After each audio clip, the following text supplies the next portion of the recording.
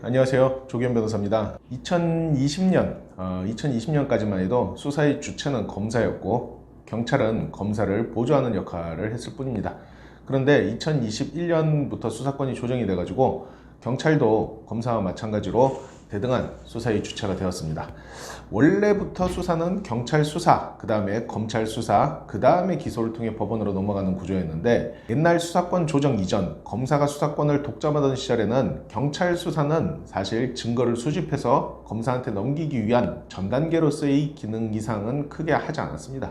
그런데 수사권이 조정됨에 따라서 경찰도 적극적으로 범죄에 대해서 판단을 하려고 합니다. 이는 무엇이냐? 경찰 수사 단계에서부터 억울함을 소명하는 것이, 혹은 죄가 중하다라면은 처벌을 가볍게 하기 위해서 적절한 대응을 하는 것이 매우 중요해졌다는 거죠.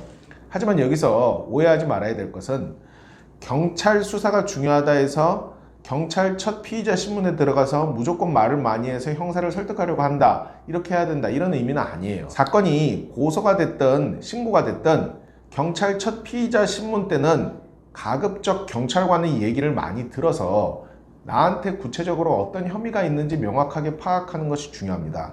특히 고소사건의 경우에는 고소장 정보공개 청구 제도를 통해서 고소가 무엇으로 들어갔는지 확인하고 들어간다 해서 거기에 대해서 무작정 말해서 형사를 설득하려고 하면 안 돼요. 고소장 정보공개 청구를 통해서 확보할 수 있는 범죄 혐의는 아주 일부입니다. 결국 나한테 어떤 혐의가 있는지 주되게 파악하는 제일 중요한 단계는 제1회 경찰 피의자 신문이에요. 이것은 수사권 조정 이전이나 수사권 조정 이후나 마찬가지예요. 제1회 경찰 피의자 신문 때 마구잡이로 말을 많이 해서 내 억울함을 소명하겠다? 매우 잘못된 태도입니다. 경찰관은 분명히 피의자한테 얘기를 해줘요. 지금 피의자가 얘기하는 것은 법정에서 불리한 증거로 사용될 수도 있다라고 얘기를 해줘요.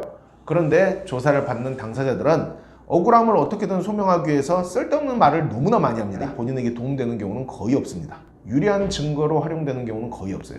말을 많이 할수록 수렁에 빠지는 겁니다. 그렇기 때문에 많이 듣고 그 다음에 어떻게 해야 될지를 파악을 해야 되는 거예요. 경찰 수사권 독립, 경찰 수사권 강화로 인해 가지고 제1회 경찰 피의자 신문에서부터 변호사가 조력하는 것이 더욱 중요해진 것은 사실입니다. 첫 피의자 신문에 변호사와 함께 들어가서 변호사와 같이 들으면서 앞으로의 방향을 결정을 해야 되는 거예요.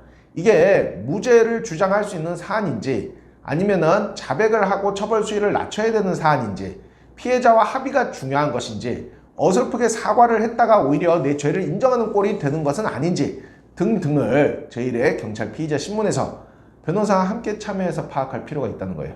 그 후에 2회 경찰 피의자 신문이든 검찰 단계 수사든 혹은 법원 재판에서든 어떤 식으로 대응할지를 조정하고 전략을 수립해야 하는 것입니다.